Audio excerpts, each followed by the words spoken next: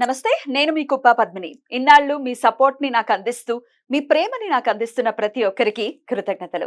ఇప్పుడు చూడబోతున్న ఈ వీడియో కూడా ఖచ్చితంగా మీకు ఉపయోగపడుతుంది.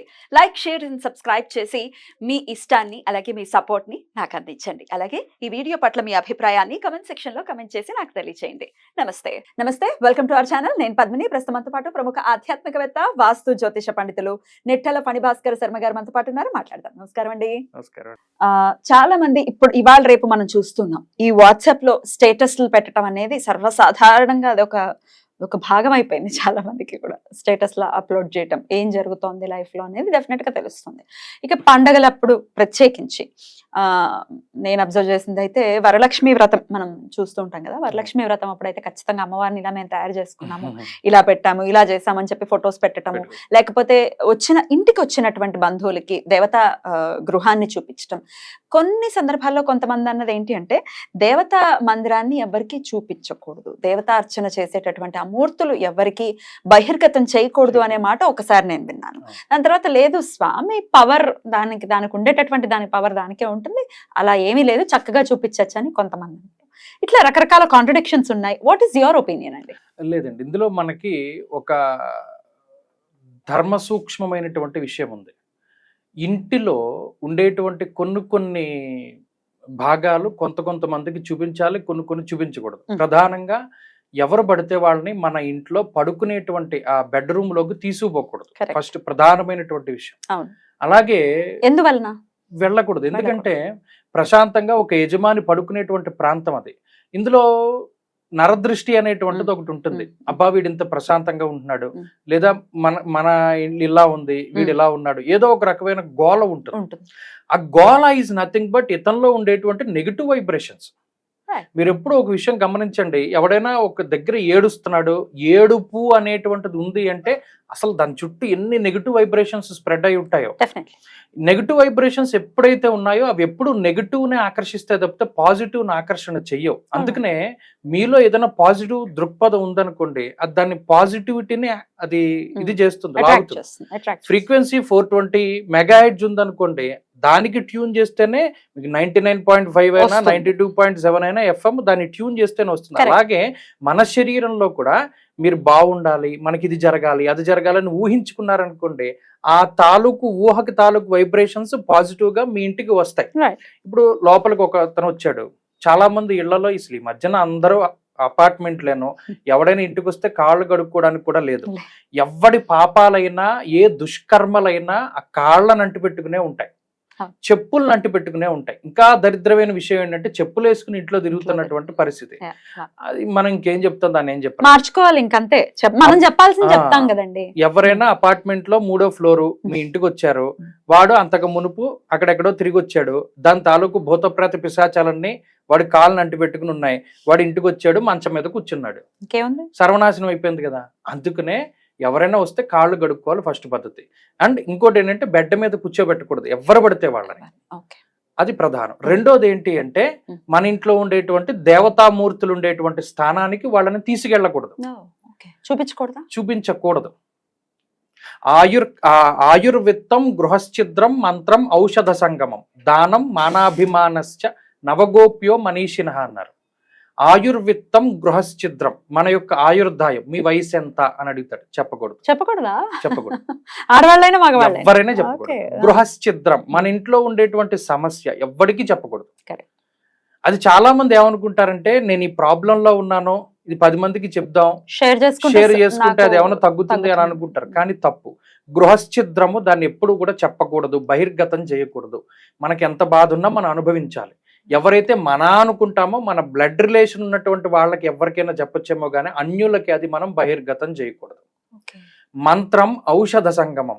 మంత్రము అంటే మనం ఏ మంత్రాన్ని ఉపాసన చేస్తున్నాం. ఇప్పుడు చాలా మందికి ఫ్యాషన్ ఏంటంటే, ఫలానా ఆయన ఆంజనేయ ఉపాసకులు, ఫలానా వారు ఈ అమ్మవారు ఉపాసకులు, ఇలా అదొక డిగ్రీ లాగా వాళ్ళు ట్యాగ్లైన్ గా పెట్టుకుంటున్నారు. నిజానికి అసలు విషయం తెలుసున్నవాడు ఎవడు అలా పెట్టుకోడు. ఏ ఉపాసనా పరుడైనా అసలు ఉపాసన ఏం చేస్తున్నాం అన్నది చెప్పకూడదు, అది గోప్యంగా ఉంచాలి. మంత్రం ఔషధ సంగమం. అందుకనే మన ఇంట్లో దేవతామూర్తులు అంటే అందులో ఖచ్చితంగా మీరు ఆరాధించేటువంటి దైవం ఉంటారు. ఉదాహరణకి ఆంజనేయ స్వామి యొక్క మంత్రాన్ని మీరు ఉపాసన చేస్తున్నారు, ఆ ధ్యానం మనసు నిలబడడానికి ఆంజనేయ స్వామి ఫోటో పెట్టుకుంటారు. పెట్టుకుంటే ఏమవుతుంది, ఫలానా వచ్చినవాడు ఇతను హనుమద్ ఉపాసకుడు అని తెలుస్తుంది. అంటే మన యొక్క గుట్టు వాడికి తెలిసిపోతుంది. అది తెలియనివ్వద్దు అన్నారు. అందుకనే అసలు దేవతామూర్తులు ఉండేటువంటి స్థానానికి అన్యులు రాకూడదు. ఇంట్లో ఉన్న వాళ్ళే. ఔషధ సంగమం, మనం ఏ టాబ్లెట్లు వేసుకుంటున్నాం, ఏ మందు వాడుతున్నాం, అయ్యో మీ హెయిర్ బాగుందంటే ఏ కలర్ వేసుకున్నారు అడుగుతారు, చెప్పకూడదు. లేదా మీరు ఇంత అందంగా ఉన్నారు, ఏ లిప్స్టిక్ వేసుకున్నారు, చెప్పకూడదు. లేదా మీ స్కిన్ టోన్ కి తగ్గట్టు ఈ క్రీమ్ ఎక్కడ దొరికింది, ఏ క్రీమ్ వాడుతున్నారు, చెప్పద్దు అన్నాడు. చెప్పకూడదు. చాలా ఒక ఆవిడ పాపం రూపాయి ప్యాకెట్ తోటి హెయిర్ డ్రై వేసుకునేటువంటిది. ఆవిడకి ఎంత చీప్ హెయిర్ కలర్ అయినా పడుతుంది. కానీ ఒకసారి ఏం చేసిందంటే, మీరు ఏం వేసుకుంటున్నారంటే న్యాచురల్ గా ఉంది జుట్టు, మేము వేసుకుంటేది ఆవిడ చెప్పింది. చెప్పినప్పటి నుండి అసలు ఏ హెయిర్ కలర్ ఆవిడకి పడ్డం అనేసి. మరి దానికి ఏం చెప్తారు రీజన్? వేసుకుంటే తల నిండా కురుపులు వచ్చేసాయి. అంత భయంకరమైన స్టేజ్కి వెళ్ళిపోయింది. వాళ్ళకి చాలా దారుణమైన పరిస్థితి. మంత్రం ఔషధ సంగమం. ఔషధాలు మనం ఏంటి, దానం మానాభిమానశ్చ, మనం ఏం దానం చేసాం చెప్పకూడదు అన్నారు. ఈ మధ్య చెప్తున్నారు. సరే, దాంట్లో 2 రకాల దృక్పథాలు ఉన్నాయి. ఒకటి, మనం ఇది దానం చేసామని ఎవరికైనా తెలిస్తే వాళ్ళలో చైతన్యం వచ్చి వాడు ఏమైనా చేస్తాడేమో ఉద్దేశంతో చేస్తున్నారు, కానీ అది కూడా గుప్తంగా ఉంచమన్నారు. మానాభిమానశ్చ, మన మానాభిమానాలు కూడా ఎవ్వరికి చెప్పకూడదు.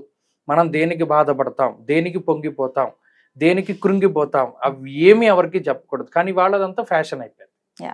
సో ఇవి నవగోప్యో మనీషిన, ఒక మనిషిగా పుట్టినందుకు ఈ 9 చాలా గోప్యంగా ఉంచుకోవాలని చెప్పాడు. అసలు ఇవి ఏవి గోప్యంగా లేనటువంటి పరిస్థితుల్లోనే ఉన్నాయి. మరి వాళ్ళ ఐఎమ్ గోయింగ్ టు ముంబై అని పెట్టినంత వల్ల కదా దొంగలు పడుతున్నారు మన ఇంట్లో. స్టేటస్, హోమ్ టూర్లు, ఫ్రిడ్జ్ టూర్లు, బాత్రూమ్ టూర్లు, మన డోరు వాళ్ళ మా గదిలో ఇదో బీరువా ఉంది, ఆ బీరువాలో ఇది వరకు డబ్బులు పెట్టుకునే వాళ్ళం, ఇప్పుడు తీసేసాం అనుకోండి అంటున్నారు. అవి నమ్ముతాడు వాడు, ఫోన్ చూసొద్దాం అని వెళ్తాడు కదా. వాళ్ళ ఇంట్లో ఎన్ని ద్వారాలు ఉన్నాయి, ఎన్ని కిటికీలు ఉన్నాయి, వాడు దొంగ ఈజీగా పైకి లేకగలుగుతాడు, అన్ని చక్కగా ఆవిడే చెప్తారు. రైట్. ఎనీవేస్, అయితే మొహమాటం కూడా ఉంటుందండి. కొంతమంది చాలా క్యూరియస్ గా ఉంటారు. మన ఇంటికి వచ్చినప్పుడు మనం ఇది చూపించలేదు, అది చూపించలేదు అని చాలా క్యూరియస్ గా ఉంటారు. లేకపోతే మనం చూపించకపోతే ఓపెన్ గా మొహం మీద అడుగుతారు. ఏది నా ఉద్దేశం ఇప్పుడు నేను అడగాలి అనుకున్నది ఓన్లీ దేవతా గృహానికి సంబంధించి, చూపించండి మీరు ఏం చేస్తున్నారో చూడాలి, మీ ఆరాధన చూడాలి అని ఓపెన్ గానే అడుగుతారు. ఎట్లా తప్పించుకోవచ్చు, ఎలా వాళ్ళకి? వాళ్ళు ఎంత మొహమాటం లేకుండా అడుగుతున్నారు, మనం మొహమాటం లేకుండా చెప్పాలా? మా ఇంట్లో అండి చూపెడతాలంటే కూర్చోండి, అంత పెద్ద గొప్ప ఉపాసన ఏం కాదులేండి నాదని చెప్పాడు. అలా చెప్పాలి, లేదంటే చూపించకూడదు అని అన్నారన్న చెప్పాలి. అలా అంటే అలా ఒప్పుకోరు కదా. చూపించకూడదు అన్నారంటే ఎవరన్నారు, వాళ్ళ మాటలు అలాగే చెప్తారు, పర్లేదు నేను చూస్తాను. ఈ డిస్కషన్స్ అన్నీ ఉంటాయి. నా అంత పెద్ద మీ అంత ఉపాసన కాదులేండి, మీకంటే దేవుడు బలుకుతాడు ఆ అంటే అంటేను, నాకు బలకరు కదా అని చెప్పారు. రైట్. అయితే ఇప్పుడు ఫ్యాషన్ కూడా అండి, దేవతా గృహాన్ని కూడా అందంగా పెట్టుకుంటున్నారు. అది మంచిదే, అందంగా స్వామిని అందమైన ప్రదేశంలో ఉంచడం మంచిదే. చూడండి మేము ఇలా చేయించుకున్నాం, అలా చేయించుకున్నాం. కానీ ఎంత మంచి ప్రదేశంలో పెట్టినా దానికి వాస్తు లేదు కదా. ఎంతమంది ఈశాన్యంలో భగవంతుడిని పెడుతున్నారు. రైట్. అయితే చూపించకూడదు, సింపుల్. అద్భుతం అండి, చాలా చక్కగా వివరించారు. ఈ వాట్సాప్ లో కూడా స్టేటస్లు పెట్టడం అనేది మానుకోవాలని అంటారు. ప్రత్యేకించి ఈ దేవతా గృహాలకు సంబంధించి, దేవతా గృహాలకి సంబంధించి డెఫినెట్ గా అవాయిడ్ చేయాలి.